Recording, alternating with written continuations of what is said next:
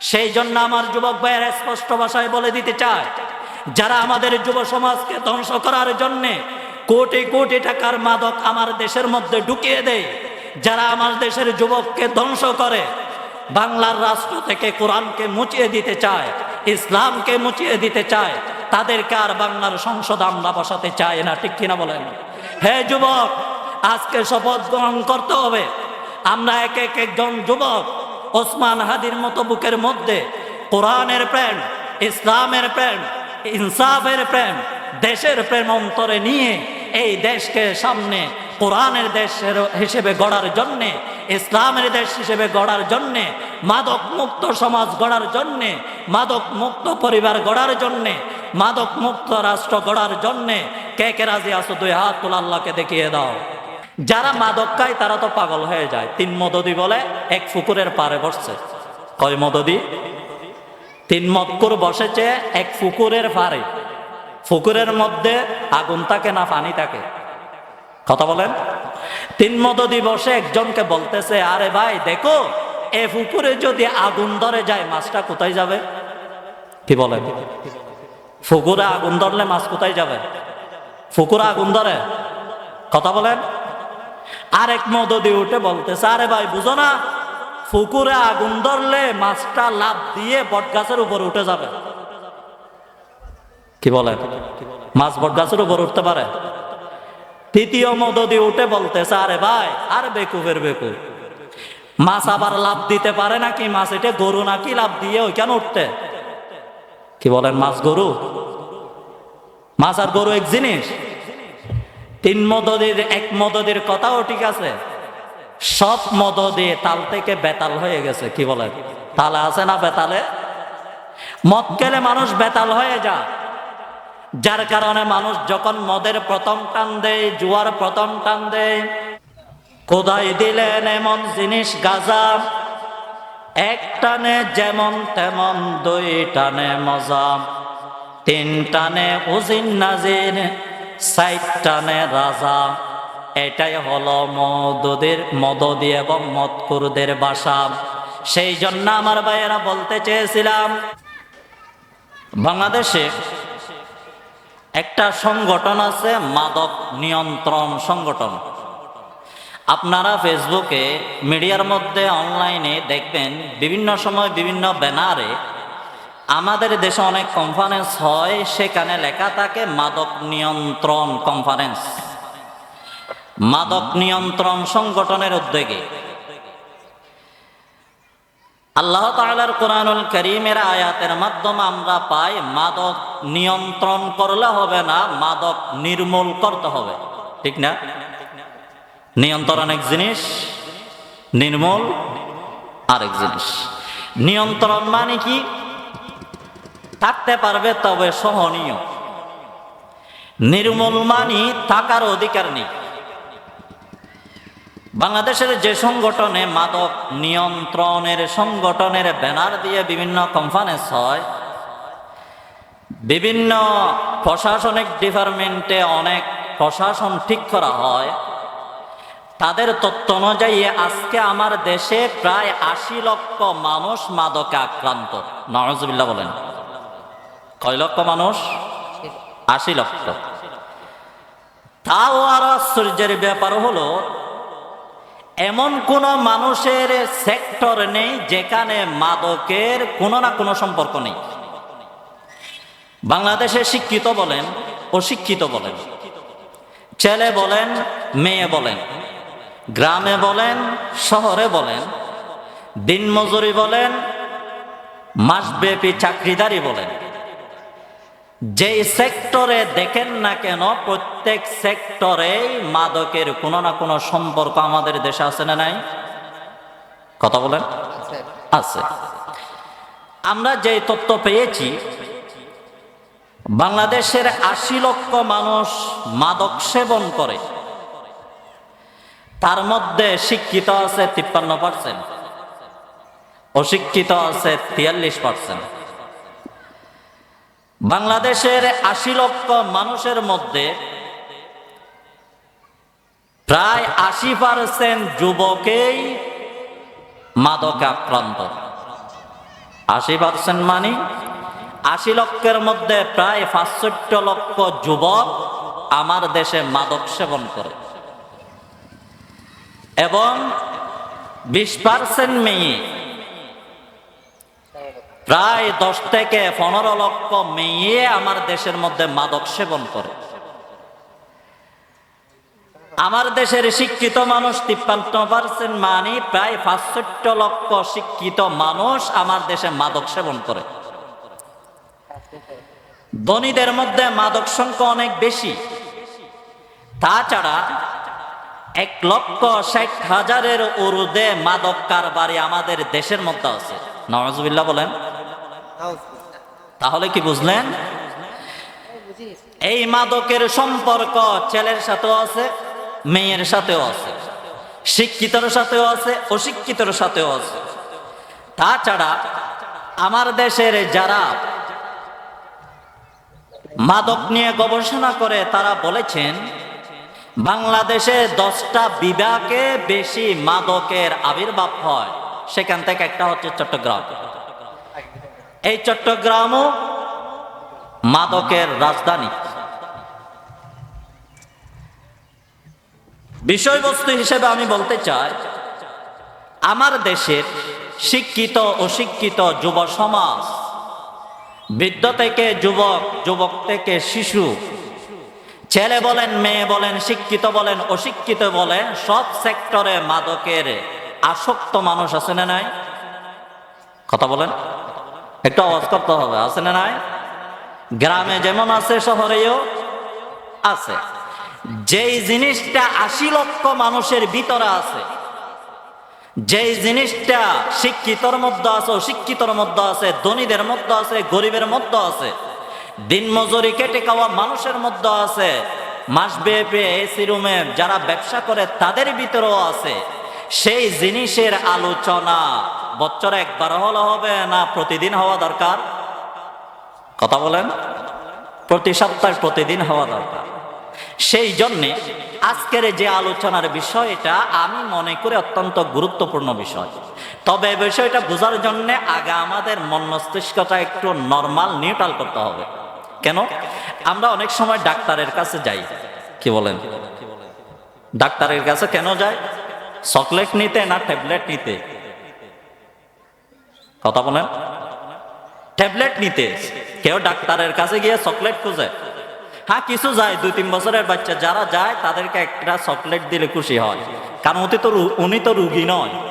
রুগী না হয়ে বাবা রুগীর সাথে যদি সন্তান যায়, উনি চকলেট খুঁজে, উনি ট্যাবলেট খুঁজে না।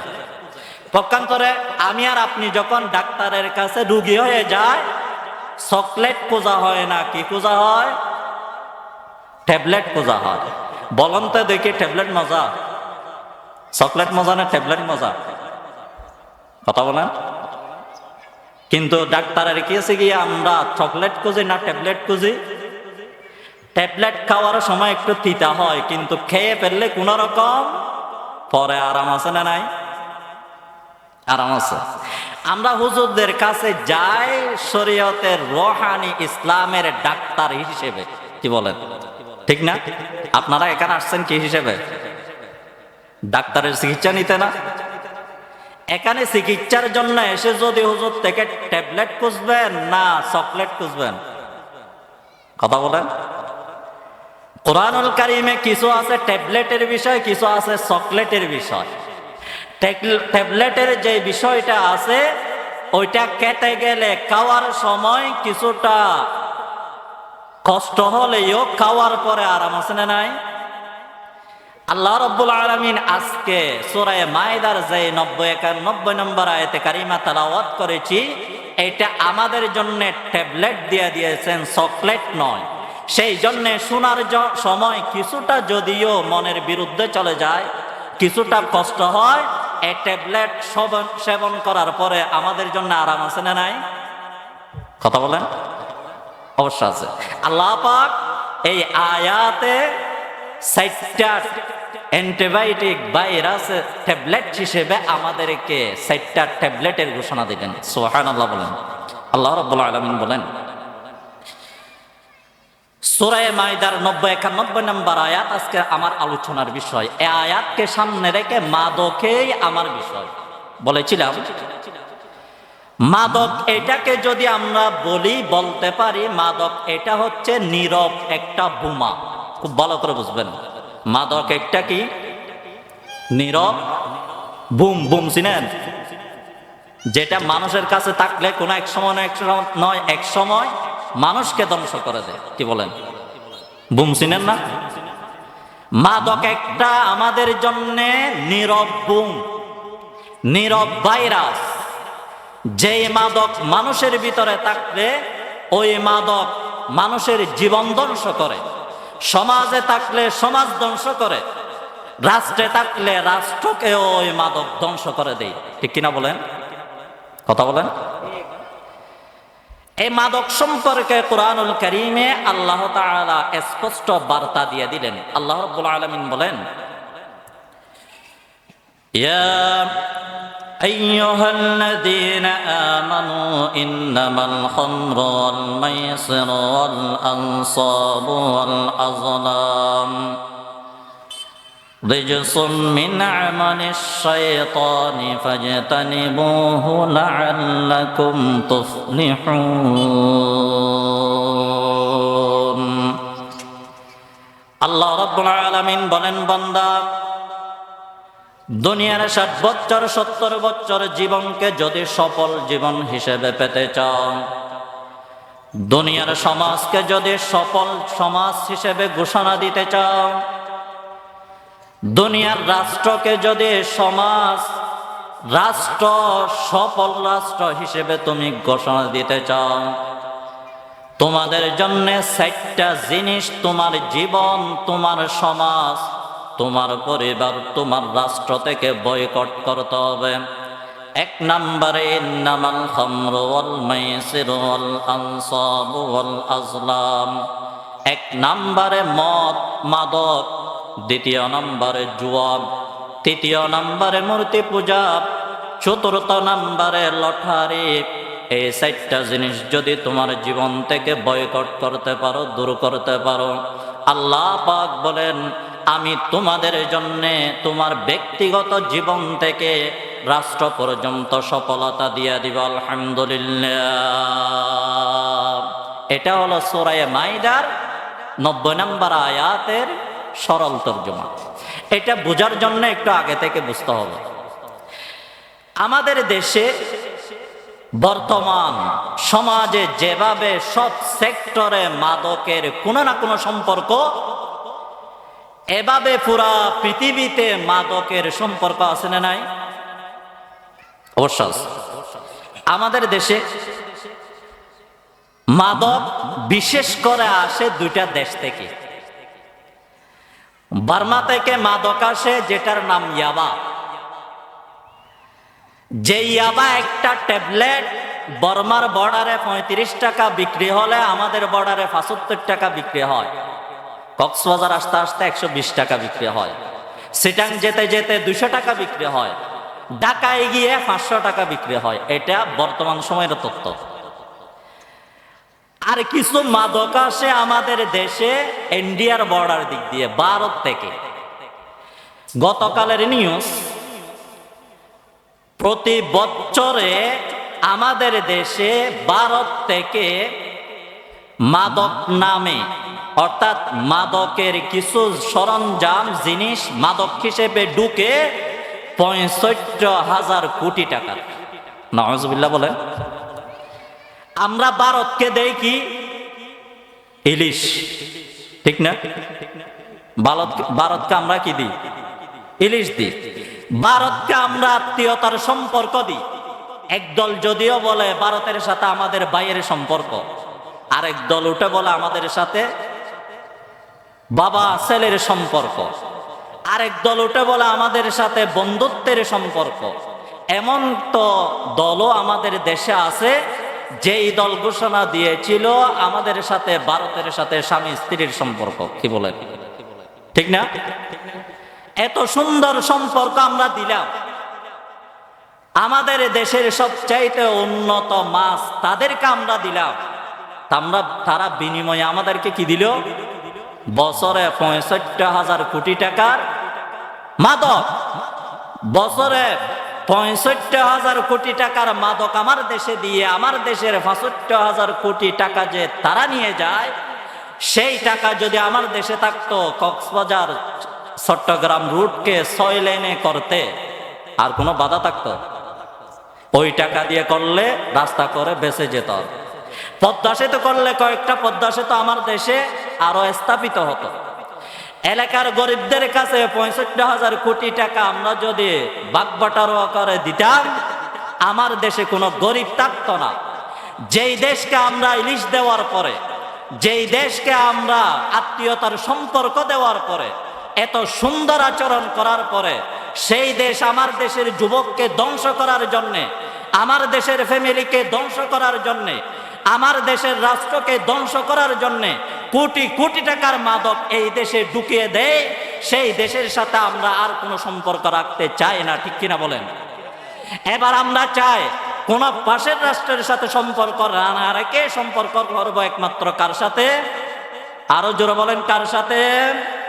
সে আল্লাহর সাথে সম্পর্ক করতে গিয়ে, কোরআনের রাষ্ট্র কায়েম করতে গিয়ে ওই এলাকার যুবকরা, যেই কিছুদিন আগে ওসমান হাদি আমাদেরকে শিক্ষা দিয়েছেন, কোরআনের শাসন বুকে ধারণ করে প্রয়োজনে কোরআনের জন্যে, ইনসাফ কায়েম করার জন্যে, দেশকে ভারতীয় আধিপত্য থেকে বাঁচার জন্যে নিজের জীবনের শেষ বিন্দু রক্ত দিয়ে হলেও এই দেশকে ভারতের আধিপত্য থেকে আমরা বাঁচিয়ে রাখবো ইনশাল্লাহ, ঠিক কিনা বলেন? কে কে রাজি আছেন? 2 হাত তুলে আল্লাহকে দেখিয়ে দেন। আল্লাহ পাক আমাদেরকে কবুল করুক, বলেন আমিন।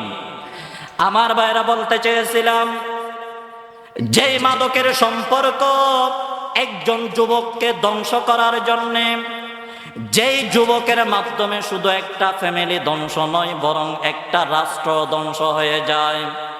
যে একজন যুবক ধ্বংস হওয়ার কারণে ওই যুবকের ফ্যামিলি নষ্ট, ওই যে যুবকের ফ্যামিলি ধ্বংস, ওই যুবকের সমাজ ধ্বংস হয়ে যায়, ওই যুবকের রাষ্ট্র ধ্বংস হয়ে যায়। সেই মাদক যেই দেশ আমাদেরকে দিয়ে কোটি কোটি টাকায় দেশ থেকে পাচার করে নিয়ে যায়, সেই দেশের সাথে এই দেশের মুসলমান আর কোনো সম্পর্ক ঠিক রাখবে না, ঠিক কিনা বলেন?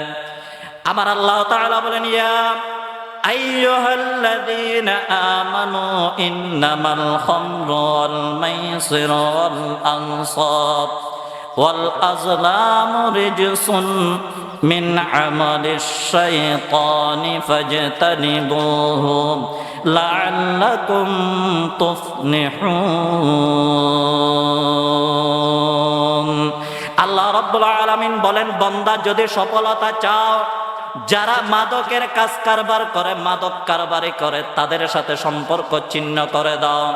যারা মাদকের সাথে জড়িত তাদের সম্পর্ক ছিন্ন করো, এবং যারা মাদককে বৈধতা দেয় তাদের বৈধতাকে দূর করে কোরআনের আইন দিয়ে মাদক নির্মূলের সংগঠন প্রতিষ্ঠা করো।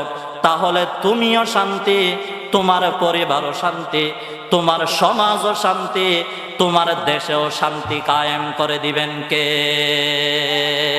আল্লাহ রাব্বুল আলামিন সূরা মাইদার 90 নম্বর আয়াতে মেসেজটা আমাদেরকে দিয়ে দিলেন। এই মেসেজটা আমাদেরকে যে আল্লাহ তাআলা দিলেন, সর্বপ্রথম এটা চূড়ান্ত ফায়সালা নয়। এই আয়াতটা নাযিল হওয়ার আগে অনেকে আছে দুধ বিক্রি করে, সিগারেট কিনে, কি বলেন? আছে না নাই? দুধ বেচে, সিগারেট কিনে, বিড়ি কিনে, এরকম ফ্যামিলিও আছে না নাই? অথচ বিড়িতে কোনো লাভ আছে? দুধে লাভ আছে না নাই? আমাদের বাঙালি জাতির অভ্যাস তো এটা, দুধ বিক্রি করে, সিগারেট কিনা, বিড়ি কিনা। যারা বিড়ি খায় তাদেরকে যদি বলেন বিড়ি খেলে আর মসজিদে ঢুকতে পারবেন না, বলেন তো দেখি উনি মসজিদে যাবার কথা বলেন? কাউকে যদি বলেন বিড়ি খেলে আর মাহফিলে আসতে পারবেন না, মাহফিলে আসবে? বিড়ি না খেয়ে থাকতে পারবো না, মাহফিলে না যেতে পারবো। বিড়ি না খেয়ে থাকতে পারবো না, মসজিদে না যেতে পারবো। ডাইরেক্ট যদি বিড়িকে একেবারে বন্ধ করেন, ওটা বন্ধ করার সুযোগ নেই।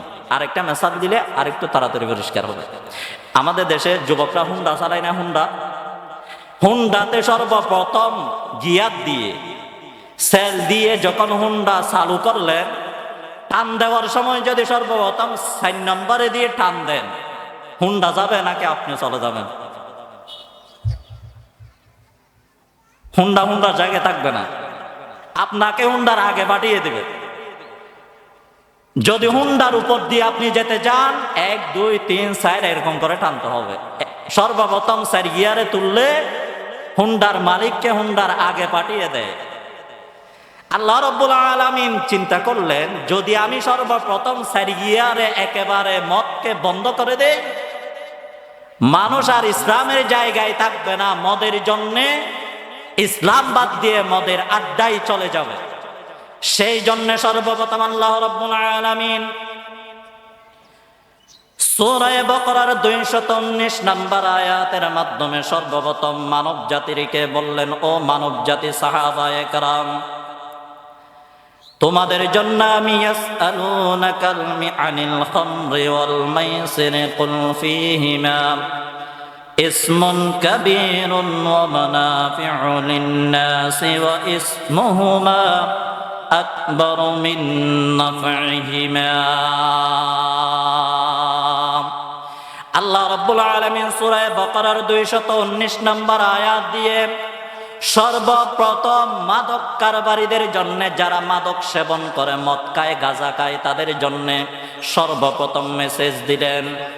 মেসেজটা কিভাবে দিলেন? সহিহ মুসনাদ আহমদের মধ্যে হাদিস এসেছে, আল্লাহর পয়গম্বর মক্কা থেকে হিজরত করে মদিনার মধ্যে গেলেন। দেখলেন মদিনার মানুষের মধ্যে 2টা অভ্যাস, একটা হলো ইয়াশরাবুল খামরা ওয়া ইয়াকালুল মাইসারা। ওই মদিনার মানুষেরা খানার পরে রাস্তায় বসলে, দোকানে বসলে সব সময় মদ খেত, মাদক সেবন করত। ওপেনে গোপনে সব অবস্থার মধ্যে মাদকের সাথে জড়িত। শিক্ষিত অশিক্ষিত সবাই মাদক সেবন করে, মদ খায়, গাঁজা খায়।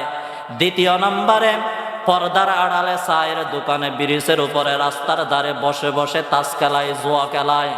জুয়া খেলা এটা একটা ইসলামের জঘন্যতম অপরাধ। এই 2টা অপরাধ যখন আল্লাহর পয়গম্বর মদিনার মানুষের মধ্যে দেখলেন, আল্লাহর পয়গম্বর চিন্তা করলেন, এখন পর্যন্ত তো আমার কাছে কোনো বিধান নেই, যেই বিধান দিয়ে মদিনাবাসীদেরকে আমি ওয়াজ করব, নসিহত করব, মদ এবং মাদক থেকে ফিরিয়ে আনবো, জুয়া থেকে ফিরিয়ে আনবো। সাথে সাথে আল্লাহ রাব্বুল আলামিন জিবরাইলকে পাঠিয়ে দিলেন, ও জিবরাইল, যাও আমার হাবিবকে বলে দিয়ে আসো, ইয়াসআলুনাকা আনিল খামরি ওয়াল মাইসির কুল ফীহিমা ইসমুন কাবীরুন ওয়া মানাফিউ লিন-নাস। আল্লাহ রাব্বুল আলামিন বলেন, হাবিব আপনি বলে দেন, ও মদিনাবাসী, তোমরা যে মদ খাও, তোমরা যে মাদক সেবন করো, তোমরা যে জুয়া খেলো, এই জুয়া খেলা, মদ খাওয়া, মাদক সেবন করা, সেটা যদিও বা তোমাদের জন্য সাময়িক কিছু ফায়দা হয়, যদিও বা শরীরে আরাম পাও, যদিও বা কিছু টাকার মালিক হও, তবে মনে রেখো এর চাইতে এই দুটোটার মধ্যে তোমাদের ক্ষতিটা অনেক বেশি। নাউযুবিল্লাহ। আল্লাহর পয়গম্বর সর্বপ্রথম ওয়াজ করলেন, ও ভাই, তুমি যে মদ খাও, তুমি যে জুয়া খেলো, এটা যদিও সাময়িক কিছু ফায়দা হয়, কিন্তু এর পিছনে আছে অনেক বড় গুনাহ। নাউযুবিল্লাহ বলেন। মদ খেলে এটা ছোট গুনাহ না বড় গুনাহ? এই কথা কার? মোল্লার না আল্লাহর? কথা বলেন কার? আল্লাহ পাক সর্বপ্রথম ওয়াজ করলেন, ও ভাই, মদ খাওয়া বড় গুনাহ, ও ভাই, জুয়া খেলা বড় গুনাহ। এতটুকু তো শেষ। এরপরে কিছুদিন যেতে না যেতে মক্কার মধ্যে হযরত আলী রাদিয়াল্লাহু তাআলা আনহু একদিন যখন নামাজের মধ্যে দাঁড়ালেন, আসরের পরে অন্যের সাহাবীর বাড়ি থেকে দাওয়াত খেয়ে এসে নামাজে যখন মাগরিবের নামাজের কেরাত পড়তে গিয়ে শুরু করলেন, কুল ইয়া আইয়ুহাল কাফিরুন। বলেন সবাই আমার মুখে মুখে, কুল ইয়া আইয়ুহাল কাফিরুন লা আ'বুদু মা তা'বুদুন। আলী রাদিয়াল্লাহু তাআলা আনহু আরো অনেক একাধিক ঘটনা আছে, সময় সংক্ষিপ্ত হওয়ার কারণে আমি ওদিকে যাচ্ছি না। আলী রাদিয়াল্লাহু তাআলা আনহু যখন এই সূরা শুরু করলেন, লা আ'বুদুর জায়গার মধ্যে শুরু করে দিলেন আ'বুদু মা তা'বুদুন। নাউযুবিল্লাহ বলেন। সূরা কাফিরুনের লা আ'বুদু মা তা'বুদুন মানে, হে নবী আপনি বলে দিন, হে কাফের, তোমাদের মূর্তিকে আমি কখনো সিজদা করব না, সিজদা করব একমাত্র কাকে? আল্লাহ। কিন্তু আ'বুদু মা তা'বুদুন মানে, হে নবী আপনি বলে দিন তোমার মূর্তি যা আছে সেই মূর্তিকে আমিও সিজদা করব কতদিন? নাউযুবিল্লাহ বলেন। মানি একদম পাল্টে গেছে। আলী রাদিয়াল্লাহু তাআলা আনহু যখন কুরআনুল কারীমের আয়াতকে অশুদ্ধ তেলাওয়াত করলেন, কিছু সাহাবী আল্লাহর পয়গম্বরের কাছে গিয়ে বললেন, ইয়া রাসূলুল্লাহ, আপনি যাকে ইমাম পাঠিয়েছেন ইসলামের খলিফা আলী, তিনি তো কুরআনুল কারীম তেলাওয়াত করতে গিয়ে বললেন, আইয়ুহাল কাফিরুনা লা আ'বুদু মা তা'বুদুন।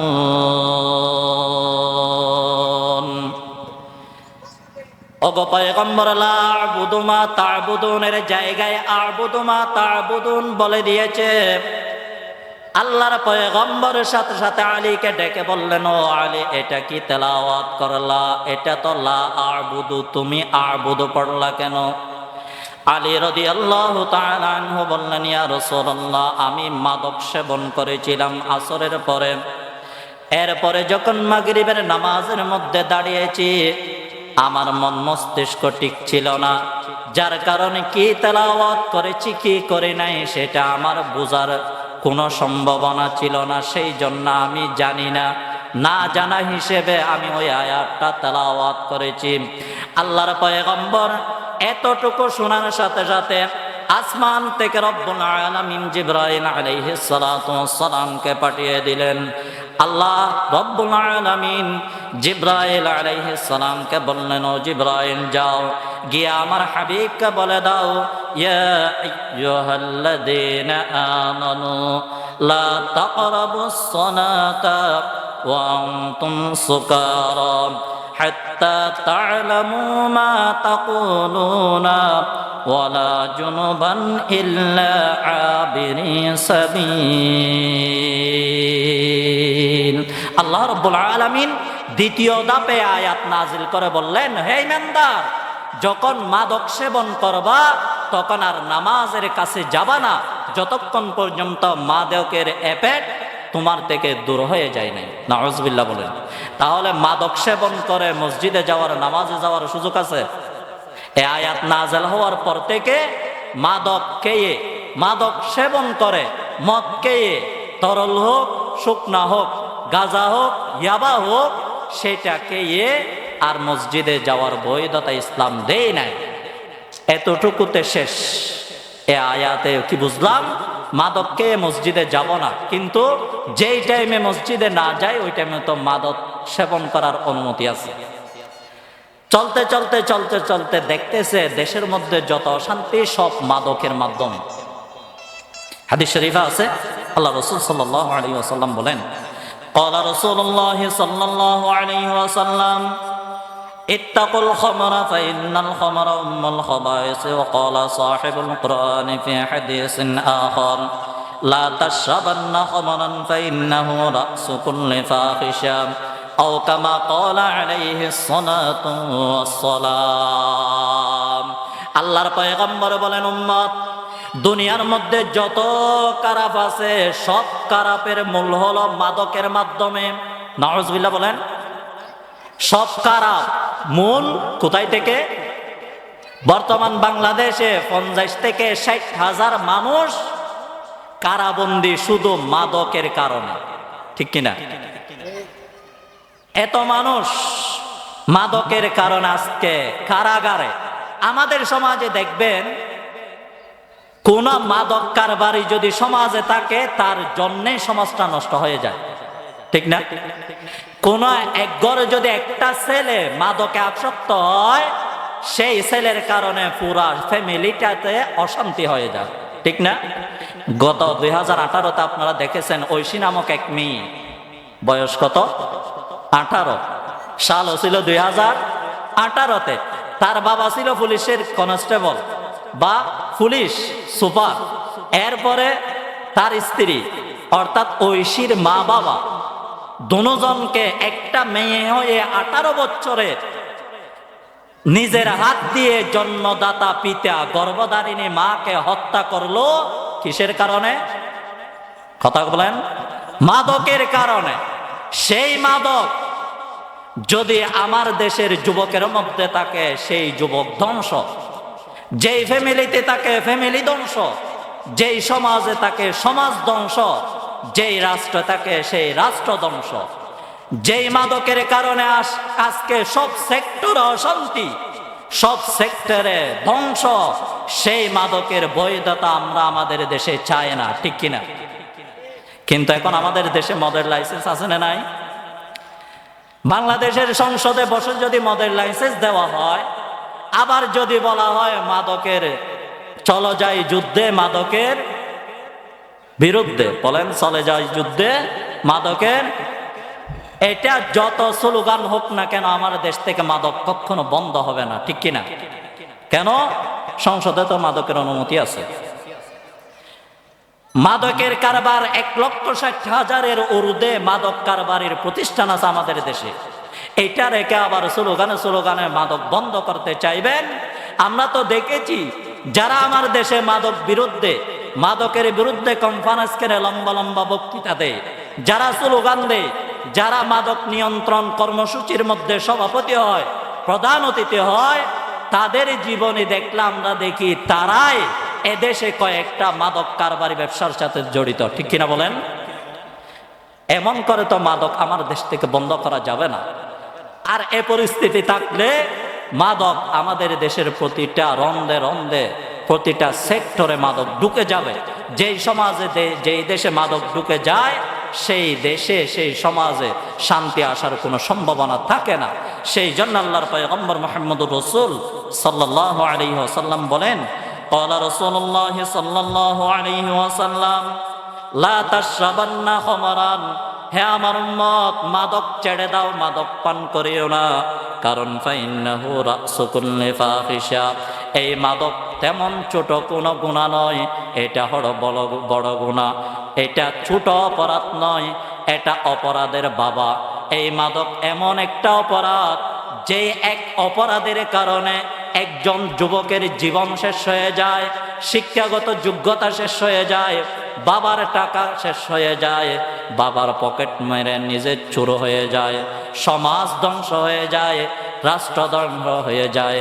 সেই জন্যে সেই মাদককে তোমরা বয়কট করে দাও। সুবহানাল্লাহ। আল্লাহর পয়গম্বর হাদিস শরীফে আরো বলেন, হে আমার উম্মত, তোমার সমাজের মধ্যে যারা মাদকের সাথে জড়িত, আমাদের দেশের মানুষ অনেক মাদকের সাথে জড়িত আছে না নাই? কেউ মদ খায়, কেউ মদ খাওয়ায়, কি বলেন?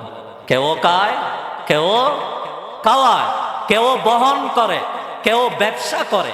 অথচ আল্লাহর পয়গম্বর স্পষ্ট হাদিসের মধ্যে বলেন, ক্বালা রাসূলুল্লাহ সাল্লাল্লাহু আলাইহি ওয়াসাল্লাম লা'না রাসূলুল্লাহ সাল্লাল্লাহু আলাইহি ওয়াসাল্লাম ফিল খামরি আলা আশরাতিন আসিরুহা ওয়া মু'তাসিরাহা ওয়া শারিবুহা ওয়া হামিলাহা ওয়াল মাহমুলাতা ইলাইহি ওয়া সাকিয়াহা ওয়া বায়ি'াহা ওয়া মুবতাহা ওয়া আকিলা সামানিহা ফাহুম সাওয়াব আও কামা ক্বালা আলাইহিস সালাতু ওয়াস সালাম।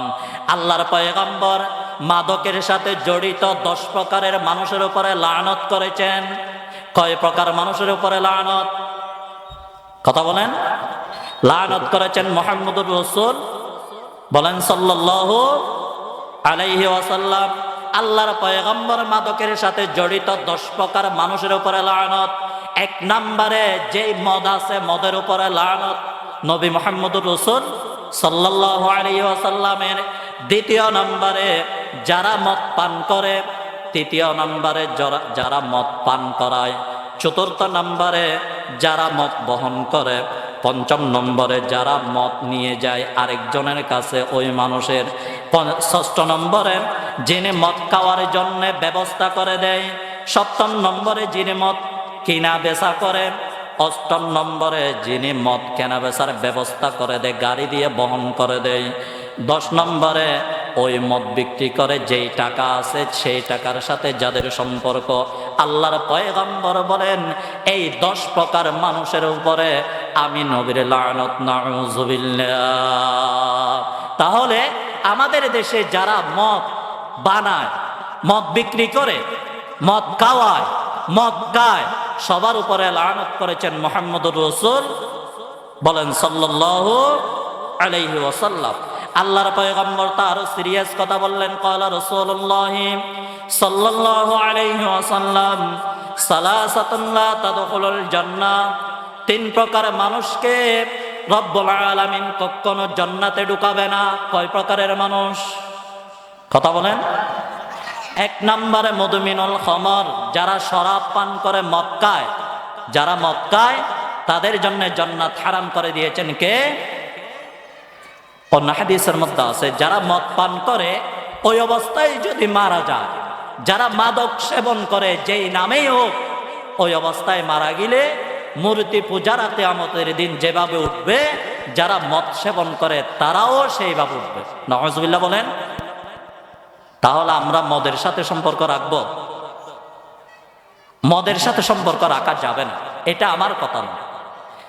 আল্লাহর পয়গম্বর বিশ্বনবী মুহাম্মদুর রাসূল বলেন সাল্লাল্লাহু আলাইহি ওয়াসাল্লাম, উনি হাদিস শরীফের মধ্যে বলেন, হে আমার উম্মতের নরনারীরা, সমাজের মধ্যে যারা মদ খায়, যারা মদ পান করে, যারা মদ পান করায়, যারা মদ বহন করে, যারা মদ খাওয়ার ব্যবস্থা করে, যারা জুয়া খেলে, যারা জুয়া খেলার ব্যবস্থা করে, তাদেরকে সামাজিকভাবে বয়কট করা সমস্ত ইমানদারের দায়িত্ব। সুবহানাল্লাহ। এই বয়কটের কথা বলেছেন কে? মুহাম্মদুর রাসূল নাকি মোল্লার কথা? কথা বলেন। আমার কথা? আমার বাবার কথা? কার কথা? রাসূলের কথা হলো যাদের সাথে মদের সাথে সম্পর্ক, তাদের সাথে মুসলমান সম্পর্ক রাখতে পারে না, তাদেরকে সমাজ থেকে বয়কট করতে হবে। কিভাবে করব? আল্লাহ রাসূল তাও শিক্ষা দিলেন, লা তুসাল্লিমু আলাইহি, যারা মদ খায় তাদেরকে দেখলে সালাম দিবা না। কোন মদদি, যাদের সাথে মদের সাথে সম্পর্ক, তারা যদি অসুস্থ হয় তাদেরকে দেখতে যাবা না। যারা মদদি, যারা মদ খায়, তারা অসুস্থ হলে তাদেরকে দেখতে না যেতে বলেছেন মুহাম্মদুর রাসূল। কথা বলেন সাল্লাল্লাহু আলাইহি ওয়াসাল্লাম। 3 নম্বর আল্লাহর পয়গম্বর বলেন, ওয়ালা তাশহাদু জানাইজাহুম, কোন মদকুর যদি মারা যায়, কোন মদদি যদি মারা যায়, কোন মদের লাইসেন্স দেওয়া মানুষ যদি মারা যায়, তাদের জানাজায় শরীক হবা না। তাহলে যারা মদদি, যারা মদ খায়, যাদের সাথে মদের সাথে সম্পর্ক, তাদেরকে বয়কট করার নির্দেশ ইসলাম আমাদেরকে দিয়েছেন। বয়কট কিভাবে করব? 1 নম্বরে তাদেরকে সালাম দিব না। 2 নম্বরে তাদের অসুস্থ হলে দেখতে যাব না। 3 নম্বরে জানাজায় উপস্থিত হব না। এই 3টা কাজ যদি আমরা করি, আমাদের সমাজে কোনো মদদি থাকবে? কথা বলেন। কোন মদকুর থাকবে? একজন মদকুর যদি মারা গেলে আমরা জানাজা না পড়ি, তাকে যদি অসুস্থ হলে দেখতে না যায়, তাকে যদি সালাম না করি, ওই মদকুর আর মদ খাবে?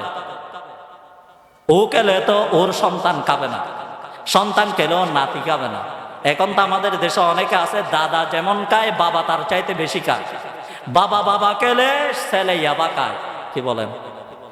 সন্তান মদ খেলে বাবা খায়, ছেলে গিয়ে ইয়াবা খায়। আছে না নাই? তিনটাই তো মাদক, যে নামে বলেন না কেন। আল্লাহর পয়গম্বর এটাই তো হাদিস শরীফের মধ্যে বলেন, হে আমার উম্মতের নরনারী, লায়াতি আলান নাসি জামানুন, শেষ জামানার দিক দিয়ে এমন একটা জামানা আসবে, যেই জামানার মধ্যে আমার উম্মতেরা মাদক সেবন করবে। তবে ওই মাদকের নাম মদ রাখবে না, ইয়াবা রাখবে না, গাঁজা রাখবে না, হিরোইন রাখবে না, বিভিন্ন নাম দিয়ে, স্টাইলিশ নাম দিয়ে এক একজনের সামনে এক একটা নাম প্রকাশ করে মদ খাবে। কেউ বলবে মদ, কেউ বলবে ইয়াবা, কেউ বলবে হিরোইন, কেউ বলবে ফেন্সিডিল, কেউ বলবে আফিম, কেউ বলবে ট্যাবলেট, কেউ বলবে ডাইল, কেউ বলবে মেদ। এরকম নাম পাল্টিয়ে পাল্টিয়ে মানুষ মাদক সেবন করবে। আল্লাহর পয়গম্বর বলেন, যেই নামে মাদক সেবন করুক না কেন, যাদের সাথে মাদকের সম্পর্ক, তাদেরকে সমাজ থেকে বয়কট করা প্রত্যেক ইমানদারের দায়িত্ব। ঠিক কিনা বলেন? সেই জন্যে আমরা যারা ইমানদার, আমরা যারা মুসলমান, যাদের সাথে মাদকের সম্পর্ক, তাদেরকে আমরা বয়কট করে দেব। পারবো না ইনশাল্লাহ? কথা বলেন। এই মাদক কারবারিদেরকে যদি বয়কট করতে পারবেন, দেখবেন আপনি নিজে শান্তিতে থাকতে পারবেন, আপনার সমাজ শান্তি হয়ে যাবে, পরিবার শান্তি হয়ে যাবে, দেশ শান্তি হয়ে যাবে। পক্ষান্তরে মাদকের কারবারিদেরকে যদি আপনারা আপনাদের নেতা বানিয়ে নেন, আপনার ফ্যামিলির সদস্য বানিয়ে নেন, আপনার অভ্যাস বানিয়ে নেন, স্লোগান আর ব্যানারে যত মাদক নিয়ন্ত্রণের কনফারেন্স হোক না কেন, এই দেশ থেকে মাদক নির্মূল করার কোনো সুযোগ হবে না। সেই জন্য আমার ভাইয়েরা, আল্লাহর পয়গম্বর হাদিস শরীফের মধ্যে স্পষ্ট বলেছেন, বান্দা, যদি সমাজের মধ্যে শান্তি পেতে চাও, এক নম্বরে মাদক কারবারিদেরকে বয়কট করো। পারবো না ইনশাল্লাহ? যারা মাদকের কারবারে আছে তাদের সাথে সম্পর্ক রাখবো না। আল্লাহ পাক আমাদেরকে আমল করার তৌফিক দান করুক, বলেন আমিন। আল্লাহ রাব্বুল আলামিন সূরা মাইদার 90 নম্বর আয়াতে বলেন, বান্দা, যারা মাদক কারবারি করে, মাদকের সাথে জড়িত। দ্বিতীয় নম্বরে যারা জুয়ার কারবারি করে, জুয়ার সাথে জড়িত, জুয়া খেলায়। তৃতীয় নম্বরে যারা মূর্তি পূজা করে। চতুর্থ নম্বরে যারা আল আজলাম, লটারির সাথে জড়িত। এই 4 জিনিস রিজসুন মিন আমালিশ শয়তান। এটা নাপাক, এটা শয়তানের কাজ। এ কথা কার? একটু জোরে বলেন। মদ খাওয়া, জুয়া খেলা মানুষের কাজ না শয়তানের কাজ? চিল্লা বলেন, কার কাজ? যারা মদ আর জুয়াকে বৈধতা দেয়, ওরা মানুষ না শয়তান? কথা বলেন। শয়তান। আল্লাহ রাব্বুল আলামিন কুরআনুল কারীমে একটা অর্ডার দিলেন, ফাজতানিবু। যারা মাদকের কাজ কারবার করে তারা শয়তান। যেই মত আছে সেটা শয়তানের কাজ, সেটা মানুষের কাজ নয়। সেই জন্য তোমরা যদি মানুষ হতে চাও, এক নম্বরে শয়তানের কাজকে ছেড়ে দাও, লাআল্লাকুম তুফলিহুন, তাহলেই তোমরা কামিয়াব। পরের আয়াত আল্লাহ রাব্বুল আলামিন বলেন, ইন্নামা ইউরিদুশ শাইতানু আইয়ুকিআ বাইনাকুমুল আদাওয়াতা ওয়াল বাগদাআ ফিল খামরি ওয়াল মাইসির ওয়া ইয়াসুদ্দাকুম আন যিকরিল্লাহ। আল্লাহ রাব্বুল আলামিন সূরা মাইদার 91 নম্বর আয়াতে বলেন, শয়তান চায় তোমাদের বাইয়ে বাইয়ে দ্বন্দ্ব। শয়তান চায় তোমাদেরকে দ্বন্দ্ব, ফাটল সৃষ্টি করে ফ্যামিলির মধ্যে অশান্তি এনে দিতে, সমাজের মধ্যে অশান্তি এনে দিতে, রাষ্ট্রের মধ্যে অশান্তি এনে দিতে। মাদক যারা সেবন করে, মাদকের সাথে যারা জড়িত, তারা যত চেষ্টা করুক না কেন শান্তি আনার কোনো সুযোগ নেই। যারা মাদক খায় তারা তো পাগল হয়ে যায়। 3 মদদি বলে এক পুকুরের পাড়ে বসছে। কয় মদদি? 3 মদকুর বসেছে এক পুকুরের পাড়ে। পুকুরের মধ্যে আগুন থাকে না পানি থাকে? কথা বলেন। 3 মদদি বসে একজনকে বলতেছে, আরে ভাই দেখো, এ পুকুরে যদি আগুন ধরে যায় মাছটা কোথায় যাবে? কি বলেন? পুকুরে আগুন ধরলে মাছ কোথায় যাবে? পুকুরে আগুন ধরে? কথা বলেন। আরেক মদদি উঠে বলতেছে, আরে ভাই বুঝো না, পুকুরে আগুন ধরলে মাছটা লাফ দিয়ে বটগাছের উপর উঠে যাবে। কি বলেন? মাছ বটগাছের উপর উঠতে পারে? তৃতীয় মদদি উঠে বলতেছে, আরে ভাই, আর বেকুফের বেকুফ, মাছ আবার লাফ দিতে পারে নাকি? মাছ এটা গরু নাকি লাফ দিয়ে ওইখানে উঠতে? কি বলেন? মাছ গরু? মাছ আর গরু এক জিনিস? তিন মদদের এক মদদের কথাও ঠিক আছে, সব মদদে তাল থেকে বেতাল হয়ে গেছে। কি বলে, তালে আছে না বেতালে? মদ খেলে মানুষ বেতাল হয়ে যায়, যার কারণে মানুষ যখন মদের প্রথম টান দেয়, জুয়ার প্রথম টান দেয়, গাজার প্রথম টান দেয়, প্রথম টানে উনি টান দিয়ে বলে খোদা দিলেন এমন জিনিস গাজা।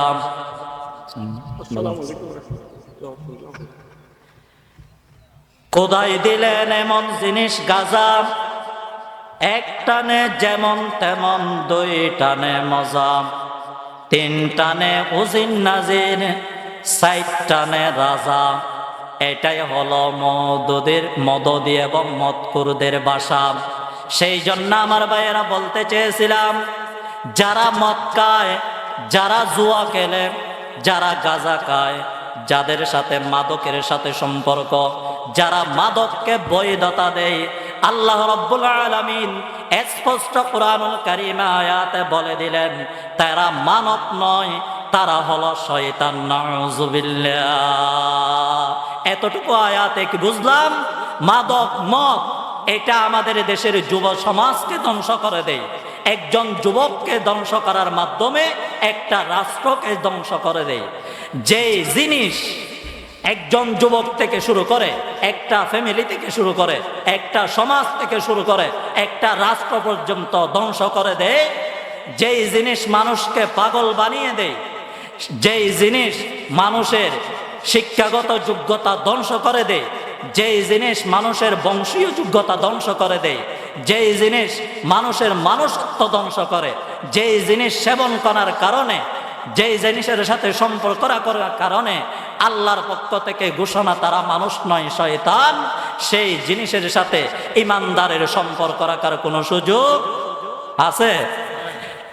সেই জঘন্য অপরাধের জিনিস মাদক আমার দেশে প্রতি বছর 56,000 কোটি টাকার জিনিস আমার দেশে ঢুকিয়ে দিয়ে আমার দেশ থেকে ভালো ভালো ইলিশ সম্পর্ক 65,000 কোটি টাকা ভারতেরা পাচার করে নিয়ে নেই। নাউজুবিল্লাহ বলেন। যেই দেশ এত মারাত্মক অপরাধের জিনিস আমাদেরকে দেয়, আমরা এত সুন্দর সম্পর্ক দেওয়ার পরেও, এত সুন্দর তাদের সাথে আচরণ করার পরেও, এত আমাদের দেশের উন্নত মাছ ইলিশ তাদেরকে দেওয়ার পরেও তারা আমাদের জন্য ক্ষতিকারক সবচাইতে জঘন্য অপরাধের জিনিস আমাদেরকে দিয়া দেয়। তাদের সাথে আমাদের সম্পর্ক রাখার কোনো সুযোগ আছে? কথা বলেন। এটা যুক্তিও চায় না। আল্লাহর পয়গম্বর হাদিসে বলেন 3 দিক দিয়ে তাদেরকে বয়কট করা প্রত্যেক ইমানদারের দায়িত্ব। 1 নম্বরে লা তুসাল্লিম আলাইহি, ওই দেশের সাথে ইমানদারের কোনো সম্পর্ক থাকতে, কথা বলেন। সেই জন্য আমার যুবক ভাইয়েরা স্পষ্ট ভাষায় বলে দিতে চায়, যারা আমাদের যুব সমাজকে ধ্বংস করার জন্যে কোটি কোটি টাকার মাদক আমার দেশের মধ্যে ঢুকিয়ে দেয়, যারা আমার দেশের যুবককে ধ্বংস করে, বাংলার রাষ্ট্র থেকে কোরআনকে মুছিয়ে দিতে চায়, ইসলামকে মুছিয়ে দিতে চায়, তাদেরকে আর বাংলার সংসদ আমরা বসাতে চায় না। ঠিক কিনা বলেন? হে যুবক, আজকে শপথ গ্রহণ করতে হবে। আমরা এক একজন যুবক ওসমান হাদির মতো বুকের মধ্যে কোরআনের প্রেম, ইসলামের প্রেম, ইনসাফের প্রেম, দেশের প্রেম অন্তরে নিয়ে এই দেশকে সামনে কোরআনের দেশ হিসেবে গড়ার জন্যে, ইসলামের দেশ হিসেবে গড়ার জন্যে, মাদক মুক্ত সমাজ গড়ার জন্যে, মাদক মুক্ত পরিবার গড়ার জন্যে, মাদক মুক্ত রাষ্ট্র গড়ার জন্যে কে কে রাজি আছো? 2 হাত তুলে আল্লাহকে দেখিয়ে দাও। আল্লাহ পাক আমাদেরকে কবুল করুক, বলেন আমিন। আরো জোরে বলেন আমিন। আল্লাহ পাক আমাদের মাধ্যমে এই বাংলার দেশকে মাদক মুক্ত, এই সমাজকে মাদক মুক্ত, আমার জীবনকে মাদক মুক্ত করার আল্লাহ পাক তৌফিক দান করুক, বলেন আমিন। ওয়া মা তৌফিক ইল্লা বিল্লাহ ওয়া আখিরু দাওয়ানা আনিল হামদুলিল্লাহি রাব্বিল আলামিন।